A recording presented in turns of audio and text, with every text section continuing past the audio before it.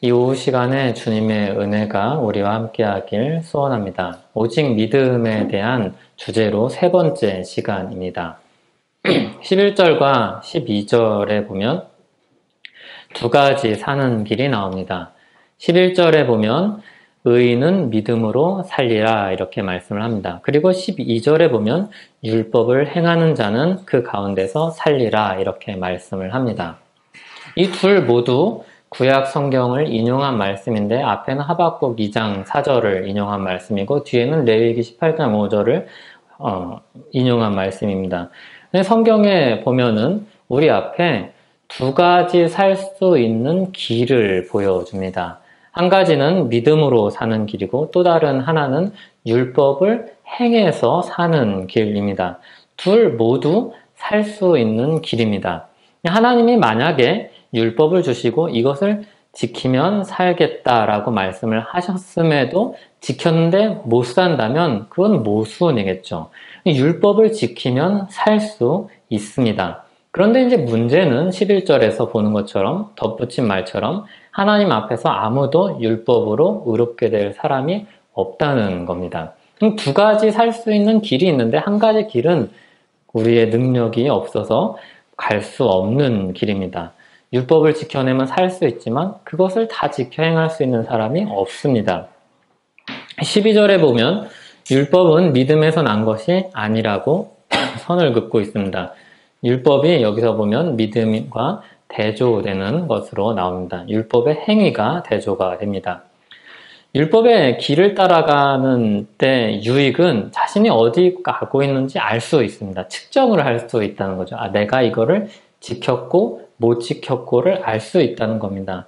그런데 이제 문제는 그렇게 측정을 했을 때 하나님 앞에서 적절한 수준, 하나님의 의에 이르는 수준에 그만큼에 이르는 사람이 없다는 겁니다. 그래서 이 시도는 늘 실패하는 길입니다. 이게 타락한 인간의 한계이죠. 첫사람 아담은 이거를 지켜내어서 하나님 앞에 복을 누릴 수 있는 가능성이 있었습니다. 하지만 타락한 이후에 모든 사람은 이것을 지켜가지고 하나님 앞에서 의롭다 인정을 받을 사람이 없는 거죠. 이건 마치 수영을 못하는 사람이 물에 빠진 것과 같습니다. 어떤 사람이 수영을 못한다고 해봅시다. 그리고 물에 빠졌습니다. 머리로는 이 물에서 어떻게 헤엄쳐서 나가서 살아야 되겠다 생각을 합니다. 눈으로 보고 저기 앞에 있는 저 무트로 가야지 내가 살 수 있다고 이제 생각을 하면서 봅니다. 눈으로 봅니다. 그런데 문제는 수영을 못하는 겁니다. 우리가 율법으로 하나님 앞에 의롭다함을 얻으려는 시도가 바로 이와 같습니다. 수영을 못하니까 팔을 휘저을수록, 그러니까 어떤 시도를 하면 할수록 계속해서 빠져드는, 가라앉는 자신을 발견하게 되는 겁니다. 절망적이죠. 길을 알아도 길을 못 갈 수가 있습니다. 그게 타락한 인생이 자기 행위로 의롭다함을 얻으려는 사람들의 시도와 같습니다. 머리로도 알고 눈으로도 봅니다. 그런데 안 됩니다. 땅으로 갈 실력이 없어서 정해진 죽음을 알면서도 그냥 바라볼 뿐입니다. 여기 한 가지 살 수 있는 길이 더 있는데 그것은 수영을 자기는 못하지만 무태 있는 사람에게 도움을 요청하는 겁니다. 자기에게는 능력이 없지만 자기 밖에서 도움을 요청하는 겁니다. 자기 자신의 힘으로 살려는 시도를 포기하고 다른 사람이 가지고 있는 능력이든지 조건이든지 갖추어진 도구든지 그것을 통해서 도움을 요청하면 살 수 있습니다. 자기에게 고집하지 않고 자기 힘으로 할 수 없는 일을 자기 밖에서 도움을 요청하면 살 수 있습니다. 그 방식이 바로 믿음으로 사는 길입니다. 자신의 능력으로 하지 않고 남에게 자신을 맡기는 길입니다. 믿을 만한 대상에게 자신을 의탁하는 겁니다. 이때 우리는 전적으로 맡겨야 하죠. 우리가 수영을 못할 때, 구조를 받을 때 버둥거리면 그게 오히려 구조하는 사람을 어렵게 합니다. 힘을 빼고 몸을 상대방한테 맡겨야 합니다. 쓸데없는 짓을 하면 안 됩니다. 전적으로 맡겨야 합니다. 이걸 준비하다 보니까 무슨 수영 구조 수업처럼 이렇게 내용이 진행이 되는데, 사실 고백하자면 저는 수영을 못합니다. 그래서 저는 깊은 데를 가지 않습니다. 겸손한 거죠. 거기 가면 죽음의 자리입니다. 율법으로 이렇게 행하려는 건 죽음의 자리로 어떻게든 내가 거기에 해결할 수 있다고 하는 것과 같습니다. 그러니까 율법으로 의롭게 되려고 이렇게 시도하는 사람들을 보면 격려할 게 아니라 그게 다 만용과 허세라는 걸 깨닫게 해주고 꺾고 엎드리게 만들어야 합니다. 저는 겸손한 사람입니다. 믿음은 이런 겁니다. 겸손하게 내가 못하니까 살려주세요 이렇게 하는 게 겸손입니다. 살려달라고 해야 될 땐 살려달라고 해야 됩니다. 그게 믿음입니다. 그러니까 그런 면에서 보면 믿음은 우아하지는 않습니다. 믿음은 굉장히 절박하고 굉장히 좀 부끄럽기도 하고 믿음은 그런 것입니다. 그러면 이 믿음을 누구에게 의탁해야 됩니까? 누구에게 우리 믿음의 대상을 두어야 합니까? 우리에겐 너무 쉬운 답입니다. 그것은 바로 예수 그리스도입니다. 그게 13절과 14절에 나옵니다. 13절에 보면 그리스도께서 우리를 위하여 저주를 받으셨다 이렇게 이야기합니다. 그리고 이 저주를 받으셨다는 내용을 보충해서 율법의 저주에서 우리를 속량하셨다. 값을 치르고 사셨다고 말씀합니다. 율법에 보면 나무에 달린 자는 저주받은 자로 취급이 됩니다. 예수 그리스도께서 저주를 받으셨습니다. 이 율법에 저주했던 우리를 대신하여서 예수 그리스도께서 대신 저주를 받으셨습니다. 우리가 잘 알다시피 그리스도께서는 자기 죄 때문에, 자기 허물 때문에 저주를 받으시지 않았습니다. 목적이 있는 저주를 받는 겁니다. 우리 문화에서 사서고생을 한다 이렇게 이야기하는데 이거는 사서고생하는 것과는 조금 성격이 다른 겁니다. 그건 내가 대상이 아니기 때문입니다. 다른 사람을 위해서 고난을 감당한 것이죠. 예수 그리스도가 우리를 위해서 우리가 받아야 될 죄의 저주를 다 받은 겁니다. 우리를 그럼 어떻게 하려고 그 저주를 받으셨는가에 대해서 14절에서 이야기를 해줍니다. 이는 그리스도 예수 안에서 아브라함의 복이 이방인에게 미치게 하고 또 우리로 하여금 믿음으로 말미암아 성령의 약속을 받게 하려 함이라. 문법적으로 보면 딱 두 가지로 이게 구분이 됩니다. 한 가지는 저주 아래에 있는 우리들을 값을 내어 사셔서 아브라함에게 약속한 모든 복을 주시기 위함입니다. 사실 아브라함에게 처음 복을 주셨을 때는 모든 민족에게 복을 주시기 위한 통로요, 시작이요, 약속으로 주셨습니다. 그런데 이스라엘 사람들이 그것을 오해했죠. 그리고 독식했고 그것을 잘못 이해했죠. 이 복은 이미 창조 때 아담에게 주시려던 복과 같고 타락해서 주님을 떠났지만 다시 떠난 그들을 불러 모으셔서 주시려는 복입니다. 그러니까 맨 처음에 아담에게 생육하고 번성하고 땅에 충만하라고 말씀하셨을 때 주신 모든 복이 아브라함을 통해서 다시 주시겠다고 약속하셨던 것입니다. 그 약속이 아브라함의 혈통이 아니라 믿음으로 아브라함의 후손이 된 사람들에게 예수 그리스도 안에서 주신다는 겁니다. 이게 첫 번째 이유입니다. 두 번째는 성령의 약속을 받게 하려 함입니다. 성령은 성경에 보면 믿음의 보증으로 나옵니다. 개런티입니다. 그러니까 우리가 천국에 이르도록 생명 주시고 부름을 받게 하고 반응하게 하시고 믿음을 주시고 계속해서 믿음 안에 살게 그것을 보증해 주시는 분이 바로 성령 하나님이십니다. 그러니까 간단히 말하면 성령 하나님은 우리를 책임져 주시는 분입니다. 책임지는 사람은 어떤 행동을 합니까? 이 책임을 지고 있는 대상이 만약에 잘못된 길로 간다든지 아니면 문제가 생긴다면 그것을 대신 지고 가는 겁니다. 성령 하나님은 그런 분입니다. 우리가 믿음으로 살아가고 믿음으로 주님의 약속을 바라보고 살아가는데 그 길 가운데 우리가 실수하고 연약해서 넘어지고 미혹되고 유혹에 빠질 때 성령 하나님이 우리를 보증해 주십니다. 우리를 책임져 주십니다. 그 성령의 약속을 받게 하시려고 그리스도께서 대신 저주를 받으셨습니다. 이 말씀은 주님이 자기 백성을 그리고 믿음 안에 있는 우리들을 얼마나 아끼고 사랑하는지 이것을 자세하게 설명해 주시는 사랑의 말씀입니다. 하나님은 절대로 우리를 내버려 두시지 않습니다. 우리가 알고 느낄 때는 물론이고 그렇지 않을 때도 내버려 두지 않으십니다. 마치 우리 아이들이 부모님들이나 어른들이 이 아이들을 지켜보고 있을 때 이 아이들이 알든지 모르든지 그 아이를 보호하는 것처럼 적극적으로 보호하고 인도하시는 것처럼 성령 하나님은 우리를 보호하시고 인도하십니다. 우리는 우리가 받을 저주를 대신 그리스도께 맡기고 하나님이 주신 복을 받아 누리는 사람들입니다. 이 복을 누리는 통로는 다름 아닌 믿음입니다. 믿음으로 사는 삶은 철저하게 자기를 부인하고 주님께 자신을 맡기는 삶입니다. 앞서 수영을 통해서 설명했듯이 거기에 행위가 끼어들 자리는 없습니다. 오히려 행위는 거기서 불편하고 오히려 그 영광을 가리우고 하나님 앞에서 하나님이 인도하시는 그 길을 가로막는 역할을 합니다.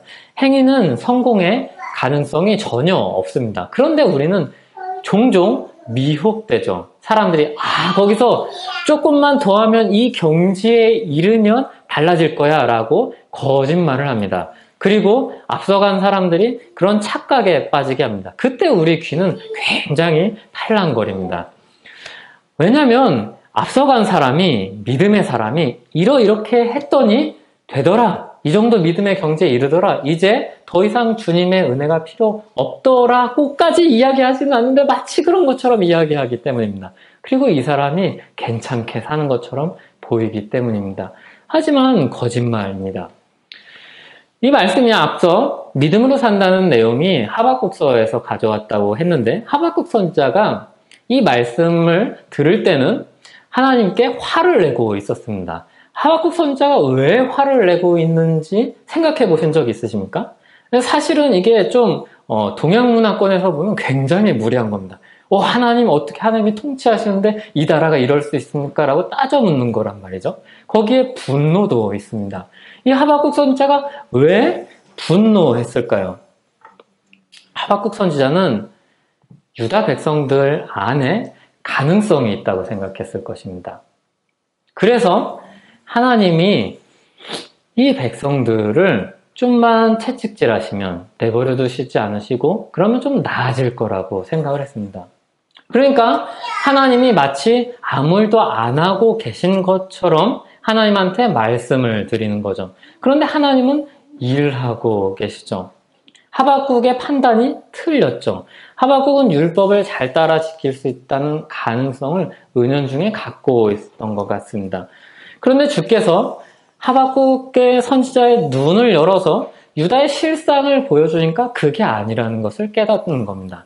사람이 자기 의로, 자기 행위로 율법을 지킬 수 있을 가능성이 없다는 것을 깨닫는 겁니다. 그때 믿음으로 살리라는 이 말을 수용하게 되는 겁니다. 그때 하나님 앞에 잠잠할 수 있는 겁니다.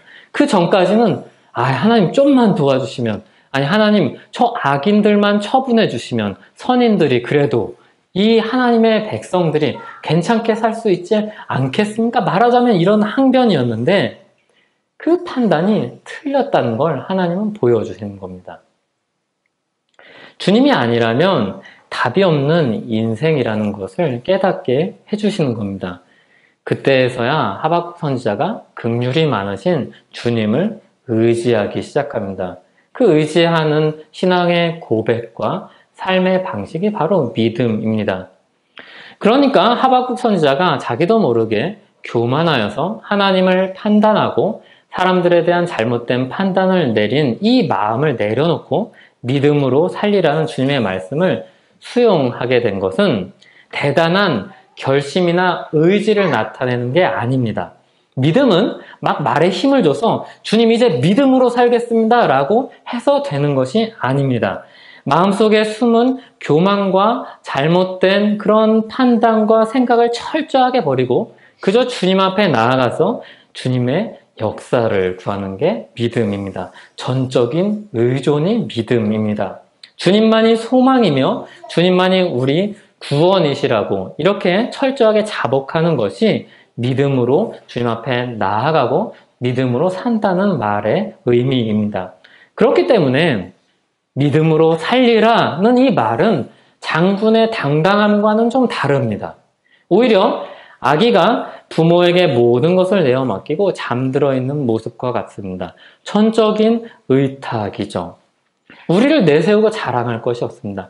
믿음으로 살겠습니다 라고 하는 그 뉘앙스 안에는 내가 들어가 있습니다. 내가 이제 내 의지로, 내 결단으로 내가 이제 알았으니 이렇게 살기로 결심하고 그렇게 하겠습니다라는 의지와 자기 의가 들어 있습니다. 그런 마음의 고백이 믿음으로라는 고백과는 전혀 다른 것이죠. 말로는 믿음으로라고 이야기하고 있지만 그 마음 속에는 믿음이 아닌 다른 게 들어가 있습니다. 하박국 선지자가 이 믿음의 고백을 하기까지는 굉장히 하나님의 자세하고 친절하고 무서운 가르침이 있었습니다. 그러니까 우리가 믿음으로 산다고 할 때, 누군가 믿음으로 산다 할 때, 와, 정말 멋지다, 존경스럽다, 이런 반응이 나오면 한번 생각해 봐야 합니다. 우리는 수영을 못하는데 거기서 허세 부리다가 물에 빠져서 허우적거리고 거기서 간신히 목숨을 믿을 만한 분을 만나서 목숨을 건진 사람입니다. 그러니까 물에 빠진 생쥐꼴이 바로 우리입니다. 물속에서 구원자의 손에 질질 끌려 나온 사람이 우리입니다. 그러니까 믿음으로 사는 사람들은 사실은 안 멋있습니다. 존경스럽지도 않습니다. 실패가 당연합니다. 물론 우리는 주님이 자기 백성을 부끄럽게 남겨두시지 않기 위해서 사람답게 빚어가실 것입니다. 그 과정 속에 있습니다. 그런데 그 완성은 주님 오실 그날에 있기 때문에 우리 가고 있는 동안은 계속해서 좀 민망하고 부끄러운 모습으로 살 것입니다. 그때 그 민망함과 부끄러움을 가지고 주님 앞에 의지해야죠. 하박국 선지자가 사람에게서 가능성이 없음을 깨달았듯이 내게 그런 가능성이 구원받기 전이나 이후나 없다는 사실을 깨달아야 합니다. 연약한 인간임을 고백해야 합니다. 이 연약한 인간임을 고백하는 반대편은 뭡니까? 주님을 의지하는 겁니다. 내가 연약하다는 것은 누군가를 의지해야 된다는 겁니다. 홀로 설 수 없다는 고백입니다. 그게 믿음으로 사는 삶입니다. 우리에게 가능성이 있다고 생각하면 또 주의 일에 무엇인가 기여할 것이 있다고 생각을 하면 그 순간 우리는 율법을 행하며 사는 자와 같은 사람이 되는 겁니다. 주님을 향한 철저한 의존의 마음이 우리를 그것으로부터 지킬 것입니다. 우리에겐 주님 앞에 가져갈 것이 없으니 그저 선한 일을 우리 안에 시작하신 이가 끝까지 이루실 줄을 믿는다는 믿음으로 살겠다는 것이 우리 고백입니다. 그러니까 우리 실패, 우리 연약함, 우리 부끄러움 이것은 다 좀 반가운 것은 아니지만 주님께로 가는 통로요. 주님을 의지하도록 주님이 우리에게 주신 감각입니다. 오전 설교랑 좀 연결이 되죠. 그렇게 우리 안에서 이루실 주님을 믿고 의지하는 사람에게 주님의 역사가 나타납니다. 힘을 뺐을 때 역사가 나타납니다. 그런데 우리가 잘 알다시피 힘을 빼는 게 그렇게 어렵습니다. 운동을 배우든 뭘 하든 어깨에 힘을 빼는 게 그렇게 어렵습니다. 어깨에 힘을 빼면 안 될 것 같습니다. 근데 어느 순간 완전히 지치고 완전히 무너져서 어깨에 힘을 빼려고 뺀 게 아니라 그냥 빠졌을 때 우리는 주님의 역사를 경험합니다. 그 은혜가 오직 믿음으로 우리에게 베푸시는 역사인 줄 알고 그 안에서 믿음의 역사를 누리는 우리 모두 되기를 간절히 소원합니다. 기도하겠습니다. 주님, 우리가 믿음으로 살아야 되는 사람입니다. 우리에게 가능성이 없기 때문입니다. 우리에게 예수 그리스도만이 가능성이기 때문입니다. 주님, 우리를 부인하고 주님께 내어 맡기는 삶을 우리가 살기를 원합니다. 주님께서 도와주시옵소서. 주님께서 인도하여 주시옵소서. 눈을 열어 보게 하여 주시옵소서. 우리가 어디에 누구에게 무엇을 도움 요청을 해야 될지 깨닫게 하여 주시옵소서. 우리의 연약함은 그것이 끝이 아니라 주님께로 가는 과정임을 알게 하시니 감사합니다. 주님 그 안에서 믿음의 역사를 경험하고 나누고 또 고백하고 그렇게 살아가는 우리 되게 하여 주시옵소서. 예수님의 이름으로 기도하옵나이다. 아멘.